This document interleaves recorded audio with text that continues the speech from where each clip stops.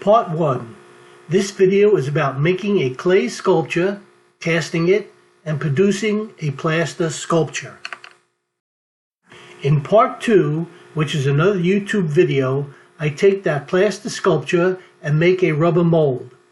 You can then take that rubber mold to a foundry and cast a bronze sculpture, or you can cast any material you like yourself. First thing I always do is take a little shellac, and I would shellac the wood. I would usually do this at least 2 times, maybe 3 times.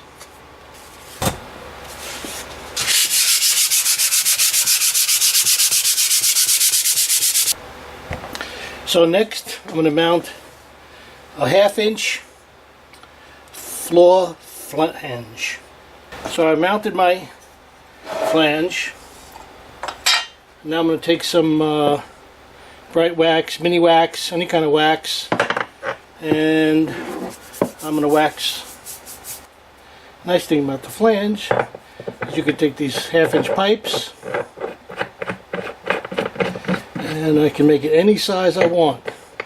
They have all different sizes and they're easy to screw in. And you don't have to make it really tight. Hand tight is good. Make it a little tighter.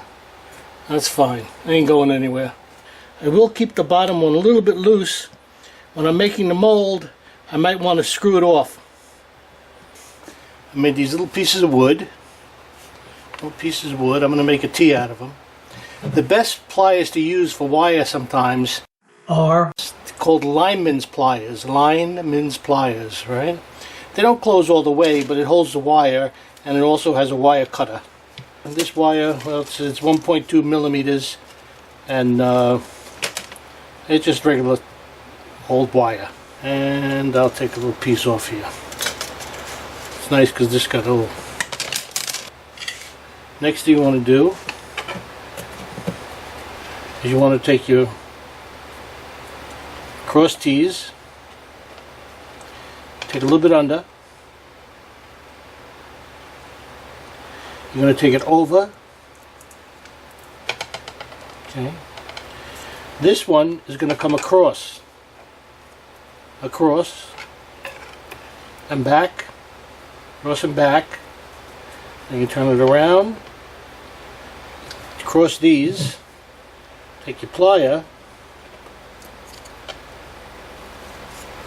and just twist.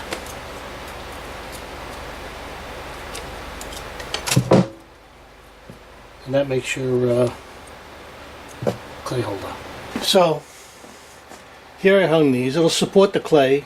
It's a little bit overkill for a little head, but sometimes when you want a shoulder, you know, if it's coming out like this and you want to suspend the shoulder in clay, it's good to have these in here so it'll help support that clay. With nothing underneath, if you have a clay here, you want to support it. Clay.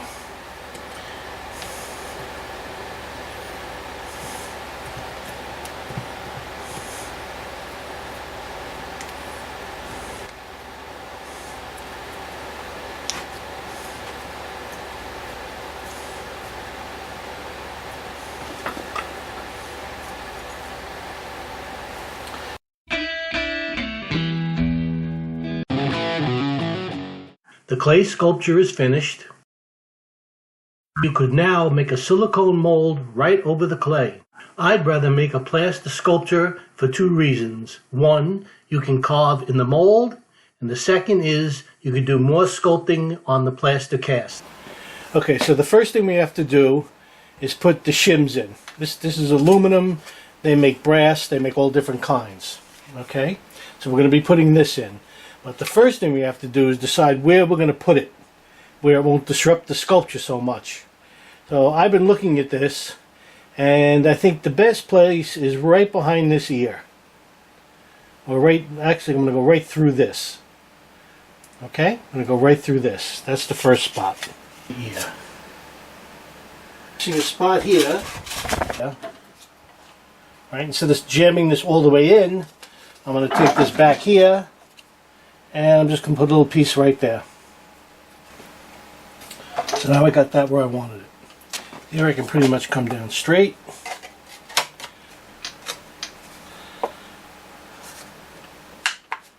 And sometimes when they overlap like this, you can keep this and just bend this in. Bend that in so it stays a little flatter. Next we have to go across the head, but before I do that, I'm going to look at this side. On this side, I'm going to go for almost the same thing. So now I'm going to put the piece down here.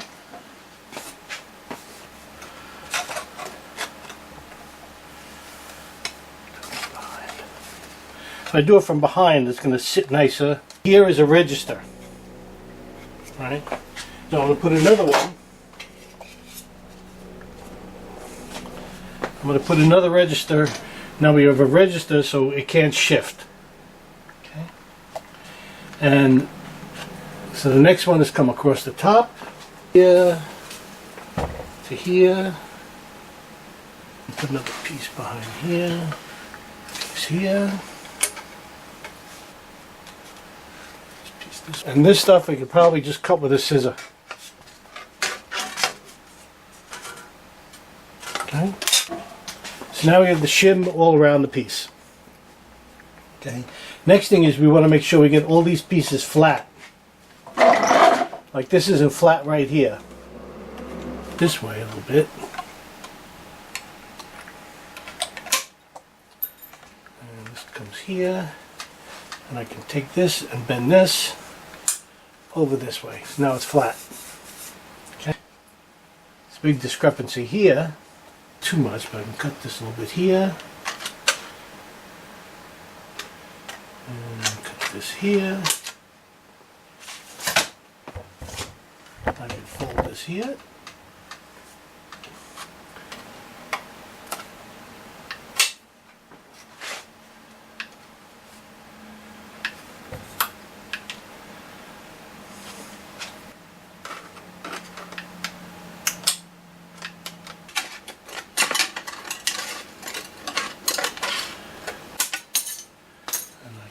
This here a little bit on now.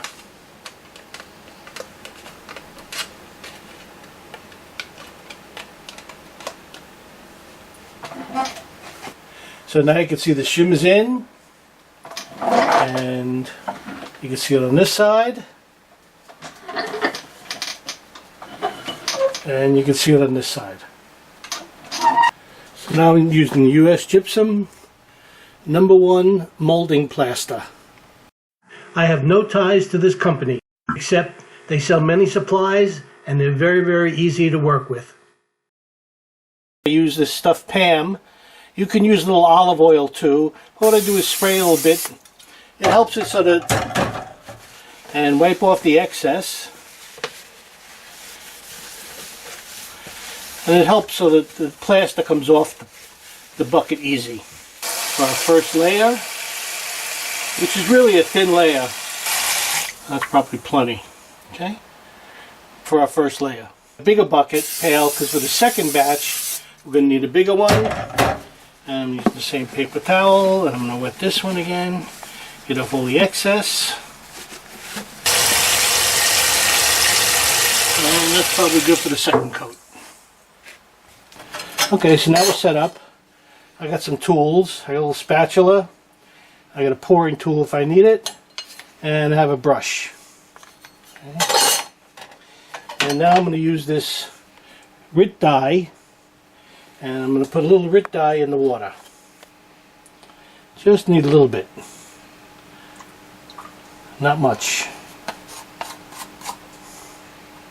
Okay. And I'm just going to mix that around a little bit.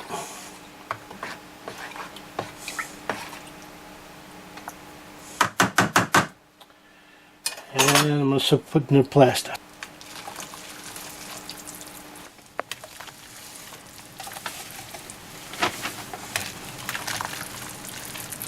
What I usually do is sift it through my fingers, try not to splash it.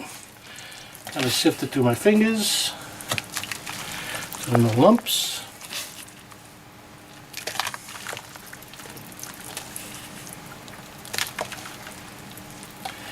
And you really want to do about 50-50.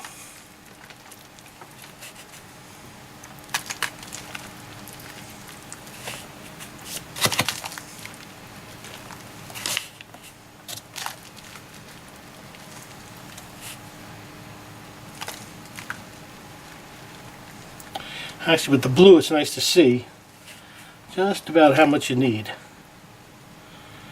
That's about 50-50. Okay? Okay. Now, you got to wait 3 minutes and mix for 3 minutes. Okay, so I'm going to be throwing it. In throwing it, you want to get inside the ears, up in the nose, inside that mouth. Get back in those cracks. Down in that shirt area. Okay, so the reason I'm going to be getting in here, the reason I'm going to throw it is it gets in there much better. You can't really pour it, and brushing would hurt the clay. So throwing is probably the best idea for this. Okay, I add a little more dye here. Okay, you can do that. Okay, so now we're going to mix. First mix, I go along.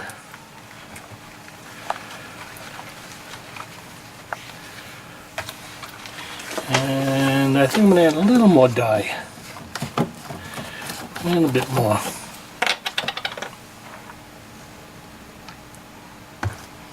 Okay. And the reason we're putting in the dye is because when we're chipping off the sculpture later, we don't want to hit that sculpture. So when you get to the dyed part, plaster, you know you can stop. You have to stop. Normally I spread my hand like this and just go in the bottom and move it back and forth. What this does is it helps get the garbage out of there and brings up all the air bubbles.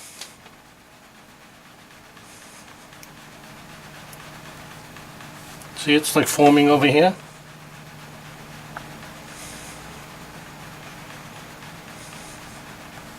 Off the sculpture, 3 minutes, 3 minutes. Sampoon, sampoon, 3 minutes, 3 minutes. I want to throw it on.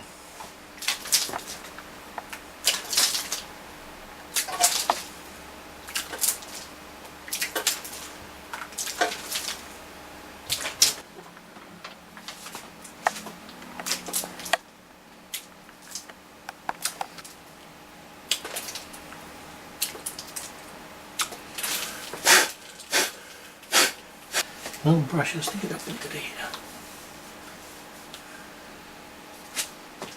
What I'm doing is waiting for it to get a little bit thicker. Okay, now it's got a little bit thicker.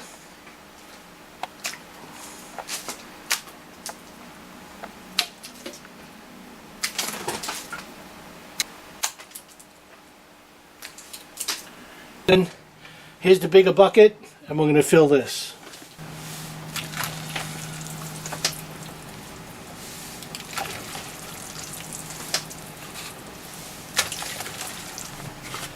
Okay, that's about it. About 50-50. And now we gotta wait for another 3 minutes. I'm sticking my hand like this and I'm shaking back and forth. Okay? First I like to clean the edge first. Okay. Mix it up a little bit. 3 minutes. Again, take the hand out and you can see how it left. If you do it right, it leaves that garbage. I'm going to clean off my hands and take this out, scoop that out. This I don't have to use so much pressure because it's not so many holes.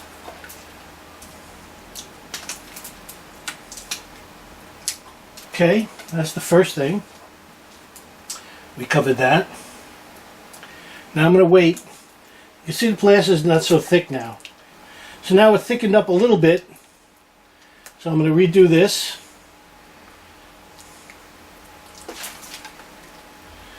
Pour. Good coat on there.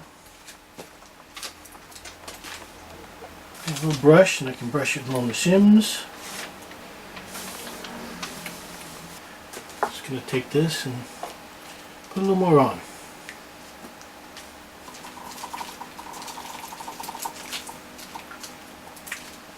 Okay, so now it's got a little thicker.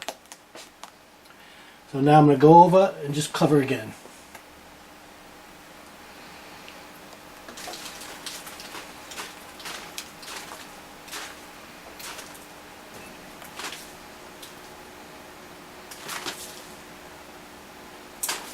And I'm going to wait a little bit of this.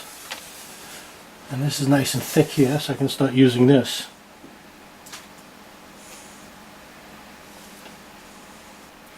Okay, so now it got really thick. You can see how thick it is now. So now I could take this and I could actually start putting it on. Well, it's not going to move as much. And try to put it on in a coat.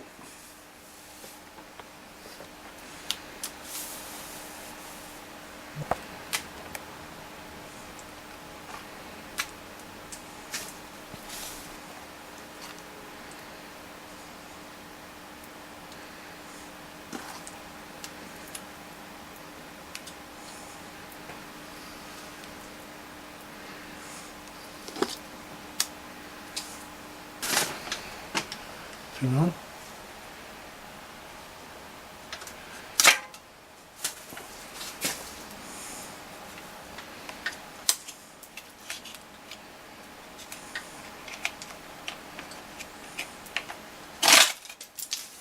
Next thing you want to do is just clean these up. Sometimes the shims don't meet. We want to make sure we don't have an undercut. Also, sometimes you can see there's a space. So what I can do is I can carefully go back. I can go back and put this against the shim. So the next thing I'm going to use is shellac. Shellac. And I'll just come here and seal the other plaster. Now, some people use soap. Soap is okay. Shellac. And I usually do 2 coats. And what I usually do, the olive oil, is give it 2 coats. Only the reason for 2 coats, in case I missed a spot. And now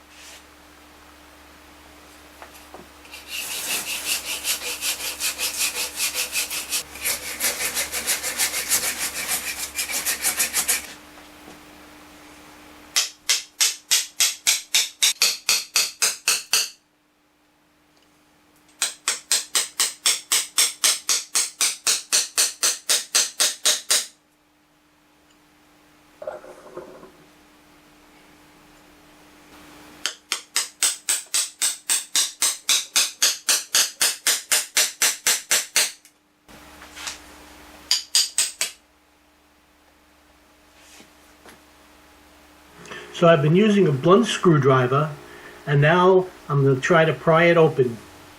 I'm wedging it and I'm prying it open. Now I take the 2 halves and I start digging out the clay. Here I'm using a sculpture tool and raking it and pulling it out. And sometimes I'll take a wooden tool where it doesn't hurt the sculpture so much, and I'll start taking the clay out of there. The nice thing is the clay does not really stick to the plaster. The Bundigans cannot get attention unless they do exactly that. You've got Carly Fiorina, was like an Obama transportation secretary. Anthony Scaramucci, complete schmuck. here we have the mold. It's obviously been opened up and cleaned out. And this is the mold, so it's a negative. Okay, and here it is again. Here's the negative.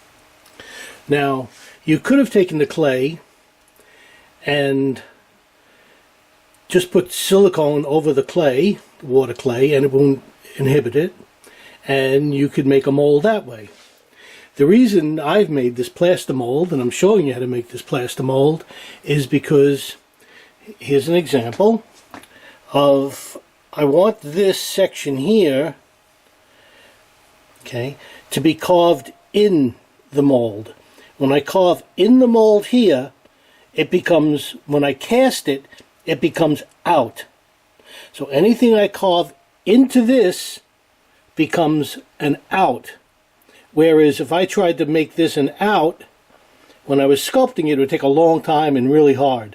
The tool, and all I got to do is scratch it in, and when I cast it, it's going to come out. And right now it's easy to do this. So here we have Jimmy's face in the negative, and if I want to add single hairs, which are really easy to do, I'll take, here's an eyebrow for example, and what I'll do in here is I can come in here, and if I want, I can just scratch in and make single hairs. Now of course, if I do this and make a mistake, I can always take it out because it's becoming a positive and not a negative. Here's Jimi Hendrix mustache. The same way, I can go in here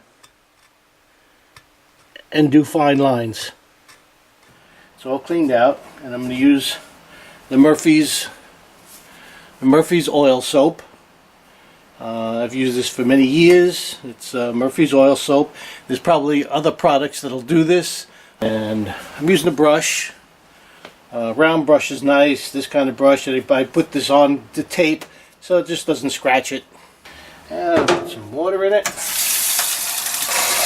Turn off the water. Spread this around here.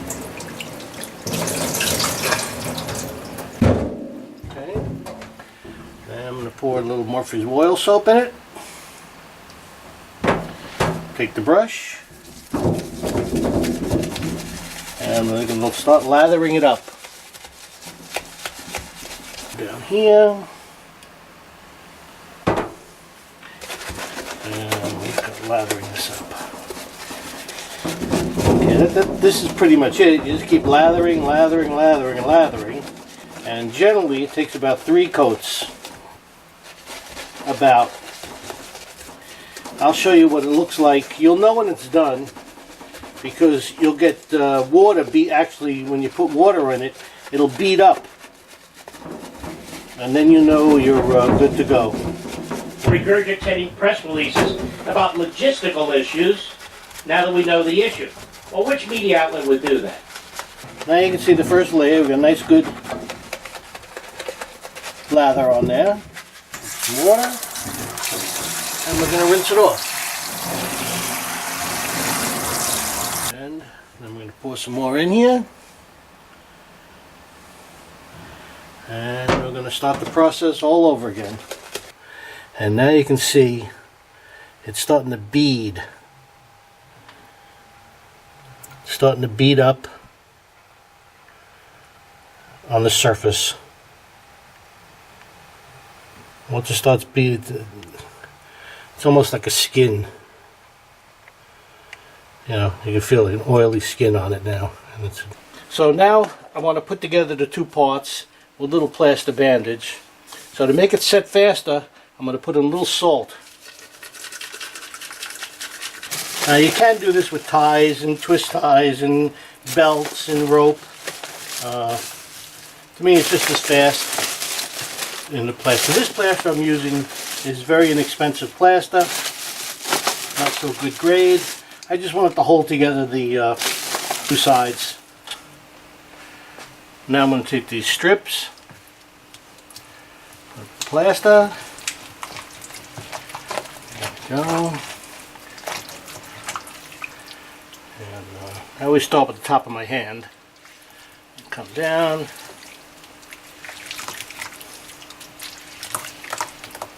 Okay. Yeah, okay. Go under. Tie it around. Twist tie them down. And that's one. This part now, Pretty tight. Turn around. Try to lock this in. Then, because it might leak around here, now I'm going to take a band.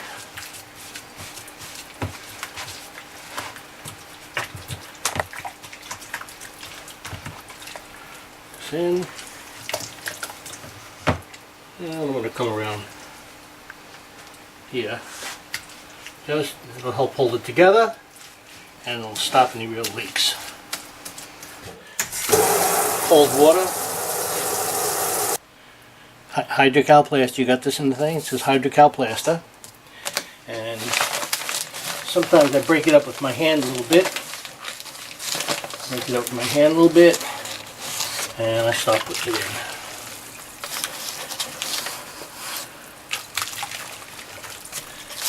Now you can see 50-50. You can see it's coming up to a level. And it's about that level. Spread my hand and I move my hand back and forth. Okay? And then I'll mix for 3 minutes. I'm going to take this here, make sure this is all down here. Put my hand in and I'm going to mix for 3 minutes. Or it's going to go inside.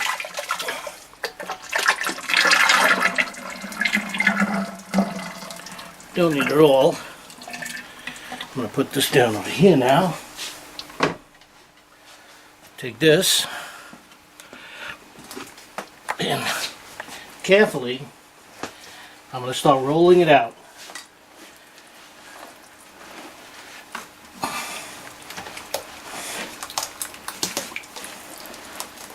And you try to keep it even. You don't want to bang it too much.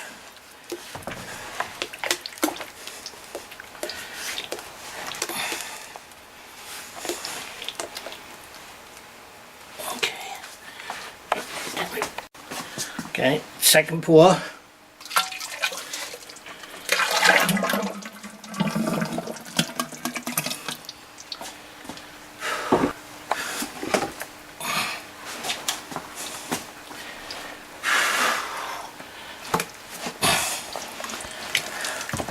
Now you can see the bliss is getting thicker.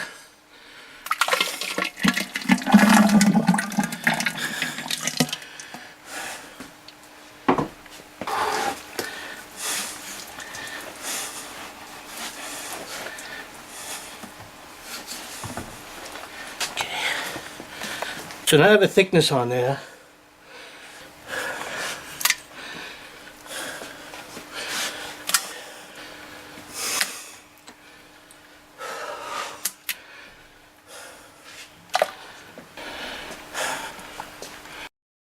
So now I'm taking the thicker plaster and building it up.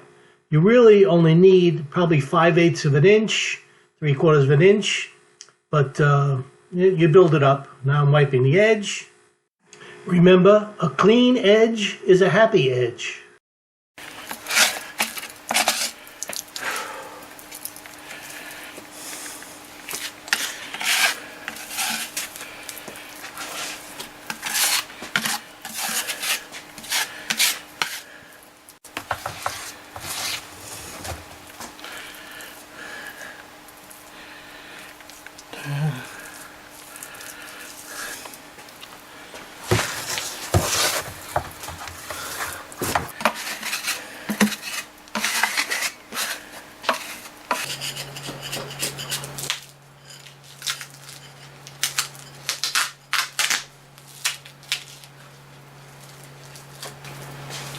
So I don't know if you can see it, but some actually did leak out a little bit. Well, not really.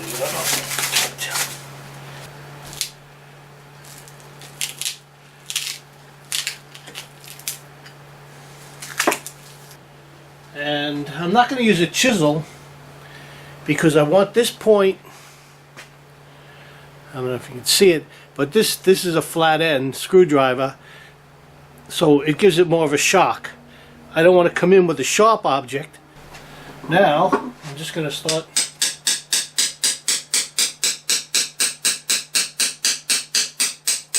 just breaking it off. When you chip, and I use the flat-edge screwdriver for more shock, you always want to have it so a plaster can go. In other words, if I hit here, the plaster can go out here. Okay. I can't hit like this because the plaster has no place to go.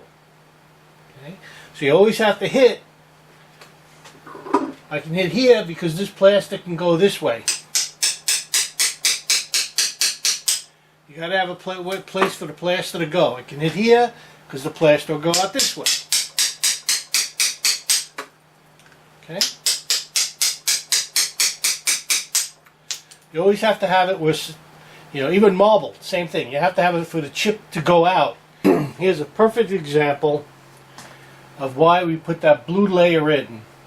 Because now as I chip down and I see that blue layer is there, I have to be really careful now. Now I can see where I can just chip this off.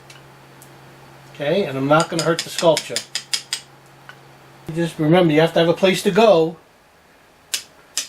and you can just chip it off easily. Just be careful. It's actually kind of fun when you do it because all of a sudden the sculpture starts coming out. Now I'm using a little smaller screwdriver. Remember, it has a blunt end, not a chisel end. We're sharp. And now I can just come over here and just carefully just take the blue off. And the blue will come off without hurting the sculpture. Again, this is really holding on because there's a lot of texture and it's holding that blue plaster on. Here it comes off easier because it's smooth, and when you chip, it comes off really easy.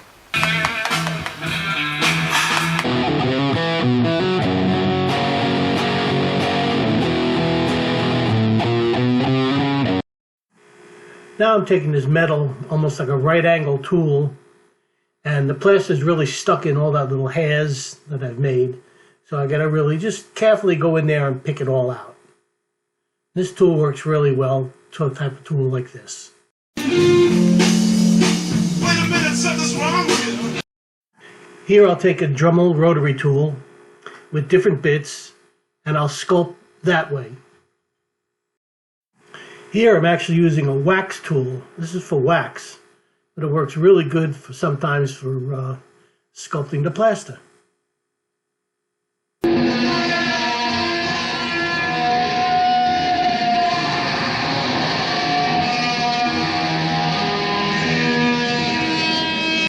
Here's another type of tool I used. I use many files. This is a file. They work great for sculpting on plaster. Here's another type of file I use. This is actually called a diamond file. It's little tiny bits of diamonds, and it works great for working on plaster also. Because there's some big holes and areas where the plaster didn't get to the actual surface and there's a hole, and I got to do a lot of holes, I'm going to wet the whole sculpture. Normally you can just wet an area, but I have a lot to do, so I'm going to wet the whole sculpture down. So now when I go to patch, I'm using #1 molding plaster. Remember, the cast is in hydrocal, so if you add hydrocal to hydrocal, if you go to sand it, the hydrocal you add is going to be much harder than the hydrocal sculpture. So if we add molding plaster, #1 molding plaster, when it gets harder, you can sand it because the #1 molding plaster is almost going to be the same consistency, the same hardness as the hydrocal. I'm going to make this mix a little more watery, or instead of watery, a little less plaster into the water than normal, because the sculpture is going to absorb, even though I wet it, it's still going to absorb a lot of water, and I want to also make it runny, so it drips into the spots that didn't cast. So now I'm still leaving it a little wet, okay, and then I'm going to mix this. I'm going to mix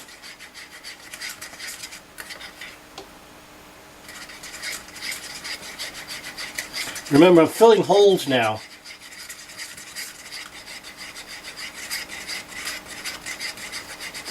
I'm not going to mix too much.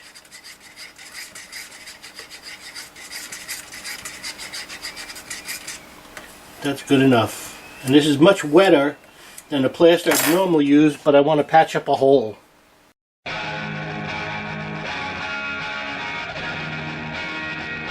So here it's obvious. I'm pouring the plaster now in the hole. Now you see the drips.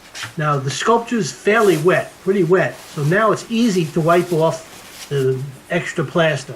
If it's not as wet, then it becomes, it sticks to it and it's not as easy. So it's important to keep the sculpture wet.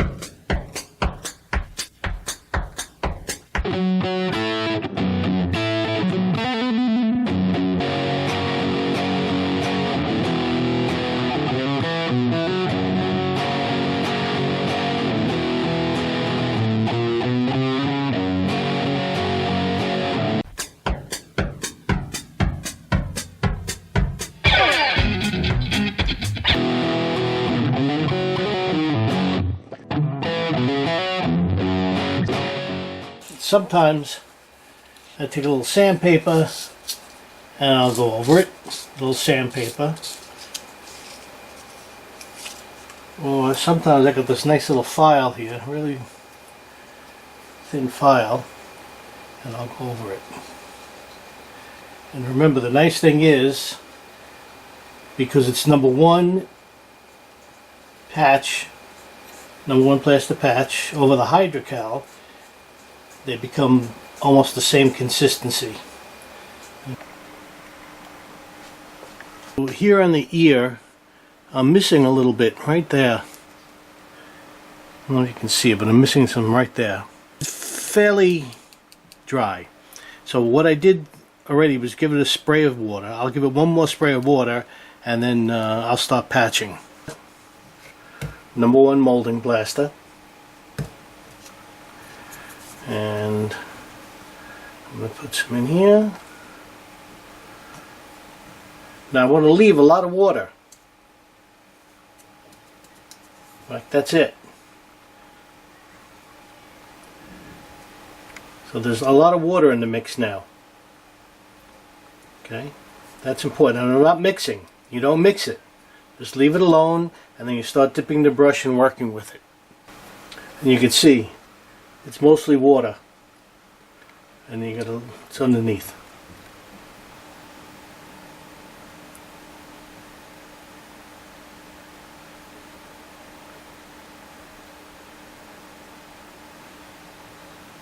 Also, sometimes there's little holes here. You take a brush also, and I'll wet it. Make sure it's wet good, especially for this part. Make sure it's wet good. I'll take it and I can put it over it and almost like paint in those little holes. If it starts sticking a little bit, clean off your brush and just take some water and try to take it off. Well, sometimes I use my finger a little bit. And that'll fill in all the holes. Here's another section I want to fill, these holes. So again, kind of dry, so just quick little water and stick this here and hit it.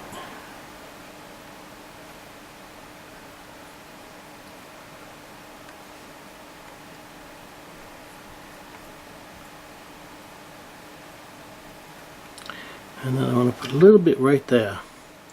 I'm going to let it dry for a second, and I'm going to take care of this hole here. And just put a little bit there. Let it suck it in, get wet.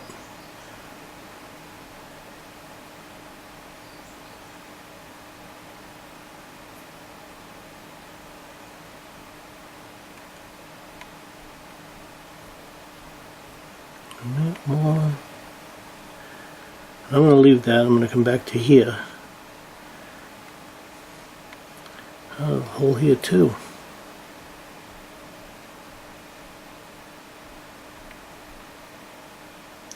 Then I can actually sculpt it closed. Just for posterity, I was lucky to see Jimi live at least 5 times I can remember. The first time was at the Young Rascals concert in Central Park. Jimi was the first act. About 2 weeks later, I saw him at a little club called the Cafe A Go-Go. Top billing was Richie Havens. In fact, Richie said he was playing for the first time with little help from my friends. I was maybe 20 feet away from Jimi. I was at the Woodstock concert and saw the bands all night, and in the morning I saw Jimi play. I saw him at the Fillmore East at the New Year's Eve concert. In fact, on the album, you can hear Buddy Miles when he starts his solo. That was because something happened to Jimmy's guitar. After the solo, you can hear Jimi start his guitar, check it, and then he starts playing. Another time was at the Singer Bowl in Flushing Meadows Park, where the first to come on was Janis Joplin, and then Jimi played.